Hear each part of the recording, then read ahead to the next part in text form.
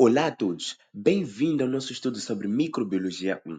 Você já parou para pensar como seres invisíveis a olho nu podem impactar nossa saúde, a vida dos animais e até a indústria? Pois é, nesta série de aulas vamos explorar esse universo microscópico.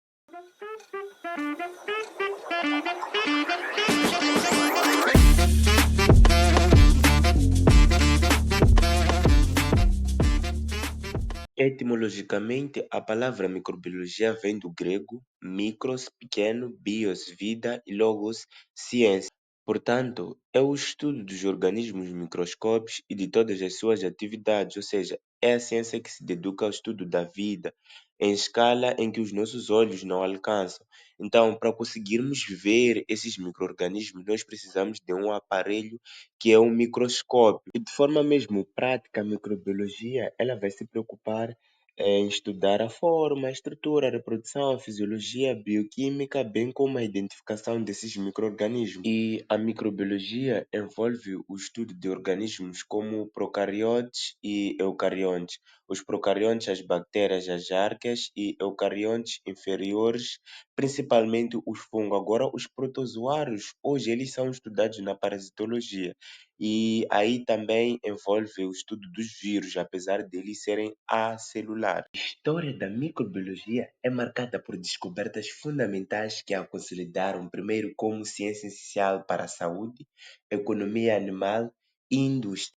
Tudo começou com uma ferramenta revolucionária, o microscópio. No século XVII, cientistas como o Jensen, Galileu e Drebel desenvolveram os primeiros modelos, mas foi o Antônio van Leeuwenhoek, em 1676, quem observou bactérias e protozoários pela primeira vez, chamando-a de animáculos, e hoje ele é considerado o pai da microbiologia. Avançando no tempo, Edward Jenner, em 1796, criou a primeira vacina contra a varíola. E Louis Pasteur, no século XIX, provou que os micro-organismos causam fermentação e algumas doenças, desenvolvendo assim a pasteurização e vacinas contra a raiva e o anthrax.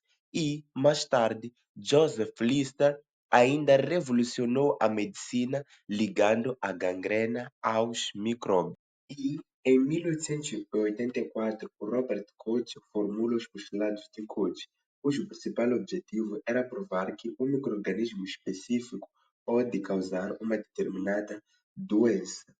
E, para explicar de forma simplificada esses postulados de Koch, o que eles faziam? Em caso de uma doença, eles isolavam ou eles colhiam as amostras, isolavam em laboratório, faziam a cultura, depois eles inoculavam este microorganismo em um animal suscetível e saudável, caso ele apresentasse sintomas semelhantes ao animal inicial, eles faziam novamente uma nova cultura, fazer uma nova cultura para ver se o microorganismo final é semelhante ao microorganismo inicial. Então, essa era a ideia do Robert.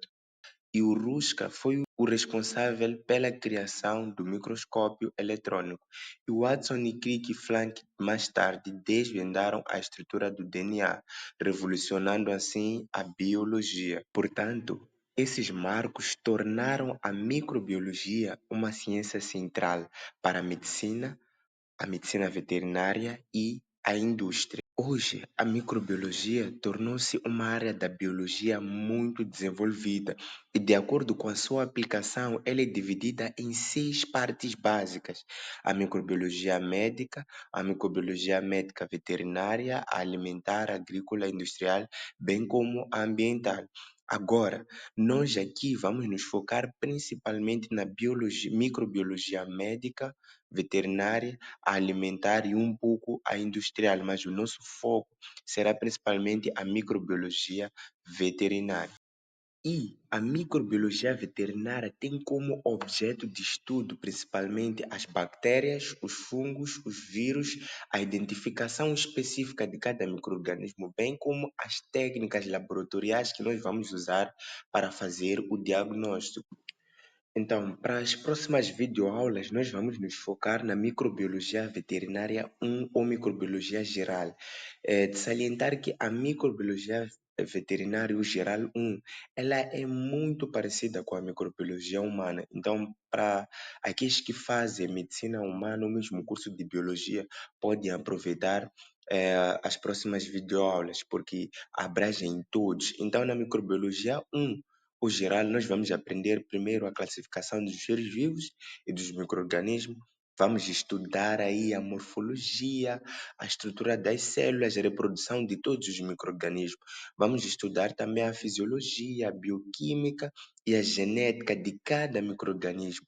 Depois vamos estudar a patogenia, de que forma eles vão causar as doenças, o que esses micro-organismos têm na sua estrutura que vai desencadear essas reações inflamatórias.